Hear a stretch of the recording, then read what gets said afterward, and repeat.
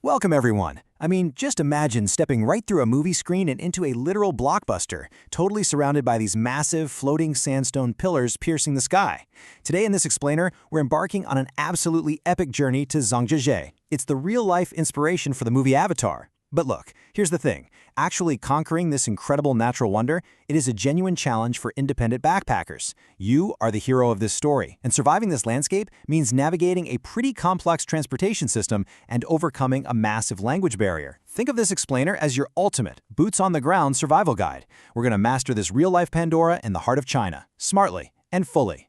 Okay, let's dive into this. Here is your explorer's playbook.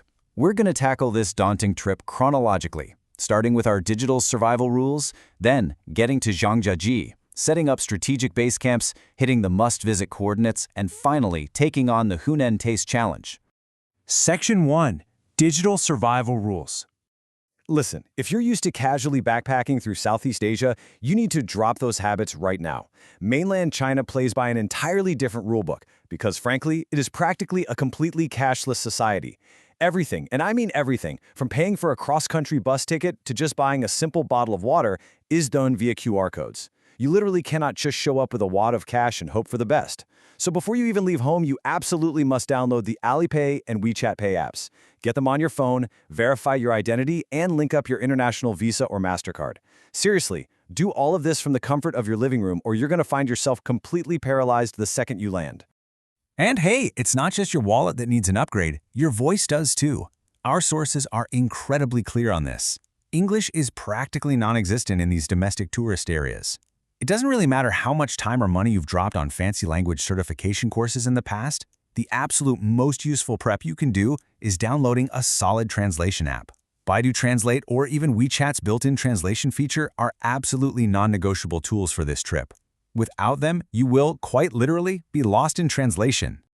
All right, moving on to Section 2, getting to Zhangjiajie. So now that your digital armor is all equipped, let's talk logistics, actually getting to the mountains. Because direct flights from places like Vietnam are currently super rare, getting there requires a bit of strategy. The optimal route? Use major connecting hubs. You'll want to fly into a big city like Guangzhou or Changsha first. And from Changsha, you've got two great options to reach your final destination. You can either catch a quick domestic flight straight into Zhangjiajie Heshua Airport, or you can opt to experience China's absolutely incredible infrastructure right from the ground level. If you do choose the train, you are looking at exactly 3 hours on the high-speed rail network from Changsha. And this brilliantly illustrates the sheer efficiency of Chinese transit. You get to just comfortably glide across the country at breakneck speeds, basically turning what used to be a grueling overland journey into a brisk, 3-hour scenic commute. It's a real game changer. Section 3. Strategic Base Camps. Okay, so you've arrived. But Zhangjiajie is massive, like mind-bogglingly huge. To avoid wasting your precious vacation time endlessly commuting back and forth, we need to gamify the map and think in terms of base camps. Why? 40. That is the number of kilometers separating the two main areas of attraction in Zhangjiajie. 40 kilometers through rugged mountainous terrain is absolutely no joke.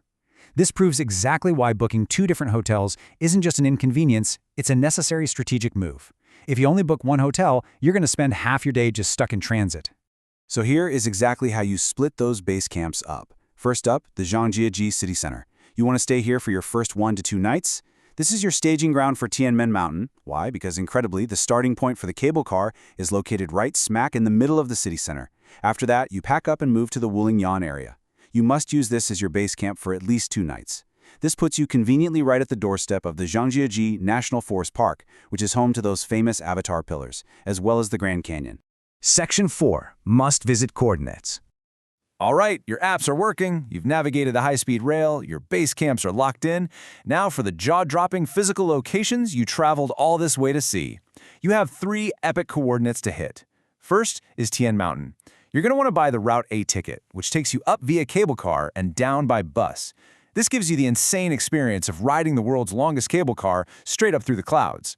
And while you're up there, you can test your bravery on the glass skywalk, which is literally a transparent glass path clinging vertically to the cliffside. Next is the Wulingyan Scenic Area, featuring the massive Beilong Elevator. And finally, the Zhangjiajie Grand Canyon, home to a huge transparent glass bridge spanning a massive gorge. It's a total heart-pounding experience and, yeah, for sure not for those with a fear of heights. Now drilling down into Wulingyuan, you have the Zhangjiajie area. This specific spot is the actual real-life prototype of the Hallelujah Mountains from the movie Avatar. The sheer scale of Wulingyuan is just colossal. You really need at least 2 days just in this park to do it justice. Taking the Beilong elevator here is an absolute must. It literally shoots you right up the cliff face so you can witness thousands of these incredible sandstone pillars rising majestically into the blue sky. It's wild. Now, what's really interesting here is the number 999. Back over at Tianmen Mountain, once you've done the cable car and survived the skywalk, you have to complete your journey by visiting Heaven's Gate. But to truly check in at this massive natural archway, you have to walk down exactly 999 stone steps. It is a breathtaking, highly physical conclusion to the mountain heights. Section 5, the Hunan Taste Challenge. Okay, so after conquering the clouds, it's time to bring this adventure back down to earth. Zhangjiajie is located in Hunan province, and you really need to mentally prepare yourself for a visceral, grounded cultural challenge. Get ready, because the local food here, it does not pull any punches. You are going to be facing down specific local specialties like spicy fish hot pot, stir-fried pork with chili, and the famously pungent stinky tofu. Guys, these aren't just meals. They are full-on experiences. And listen, if you thought you knew spicy food, you might want to think again. Hunan cuisine is a genuine challenge. It is famously ultra spicy, arguably even hotter and more pungent than the well-known spicy foods of Sichuan province. You can basically think of this regional cuisine as the final boss of your Zhangjiajie journey. But don't worry, I'm not going to leave you completely defenseless against the spice. Here is your ultimate culinary pro tip. Bula. It's a survival phrase in Chinese that simply means not spicy. If you know you absolutely cannot handle extreme heat, either memorize this phrase right now, or, even better, take a picture of this to just show the chef when you're ordering. Honestly, it just might save your taste buds. So there you have it. We've armed you with the digital tools, mapped out your transport and strategic base camps, and shown you the incredible heights of Tianmen and those towering avatar pillars, right down to the fiery local dishes. So I'll leave you with this. Are you ready to brave the epic heights of Pandora? Or will the blazing heat of Hunan conquer you first? Keep exploring, stay curious, and we will see you in the next explainer.